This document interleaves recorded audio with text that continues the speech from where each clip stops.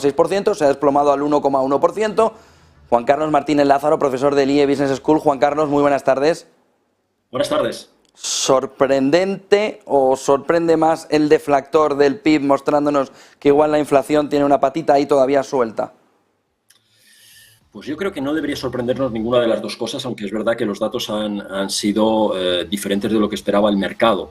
No debería sorprendernos que la economía se vaya ralentizando y que caiga tanto hasta estos niveles del 1,1 después de todas las alzas que ha tenido la Reserva Federal. Es una subida verdaderamente intensa, en poco más de un año, del 0 casi al 5%. Entonces, al final eso se tiene que ir notando. Lo curioso es que no se venía notando hasta ahora o no de una manera muy importante.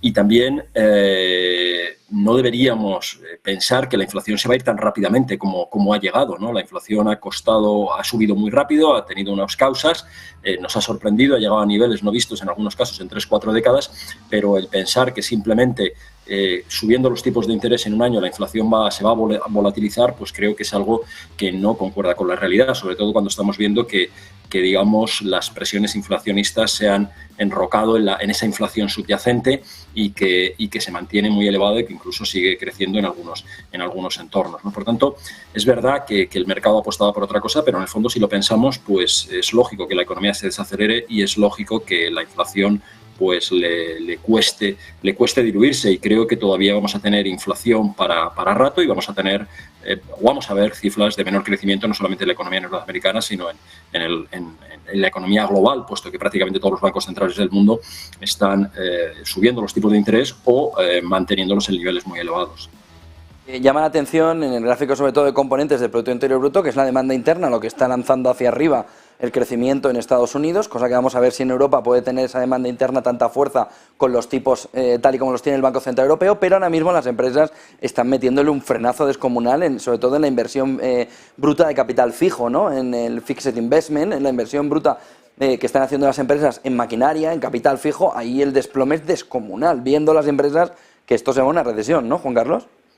Bueno, yo creo que sí, al final tiene sentido. Las empresas empiezan a notarlo mucho en sus costes financieros y leen perfectamente la jugada. Una subida de tipos del carácter tan agresivo y tan intenso con lo que se ha hecho en Estados Unidos, y no solamente en Estados Unidos, sino en el entorno global, pues eso al final tiene que acabar frenando la economía y, por tanto, pues las empresas empiezan de alguna manera ya a ir frenando sus inversiones. Pero, por otro lado, el consumo se mantiene robusto porque estamos viendo cómo Estados Unidos, cuánto habrá quedado desde inicio del año, casi 1 millón de puestos de trabajo en ese entorno estará, y por tanto eso hace que todavía el consumo se mantenga de forma notable, ¿no? Por tanto, yo creo que bueno, lo que estamos viendo es empieza a cuadrar esa desaceleración de la actividad económica, primero en la parte de la inversión. Las empresas son mucho más sensibles, están pensando en el futuro, en lo que les viene, y todavía el consumo pues no acaba de notarlo en Estados Unidos. Mucho me temo que en los próximos datos que vayamos conociendo, pues empezaremos también a ver cómo esa fuerte desaceleración también llega al consumo privado. ¿Tiene que parar la subida de tipos a la Reserva Federal camino de una estanflación, o crees que no llegaremos ni a ese territorio, el de la estanflación, ni que tenga todavía que parar esa subida de tipos?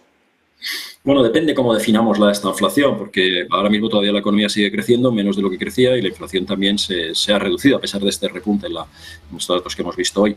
Pero es cierto que lo que creo es que la Reserva Federal todavía al menos debería seguir subiendo los tipos de interés, ¿no? Yo creo que hay demasiadas ganas porque los tipos de interés empiecen a bajar, y yo creo que Mark lo definía muy bien. Volver a una situación donde el dinero era gratis o prácticamente gratis creo que no es positivo y que nos ha llevado a esta situación en la que estamos, ¿no? Entonces, para mí es importante sacar la inflación de la economía y dar señales claras al mercado de que hay un compromiso claro con volver a la estabilidad de precios, que para mí es la piedra angular sobre lo que se tiene que edificar una economía sana y saludable.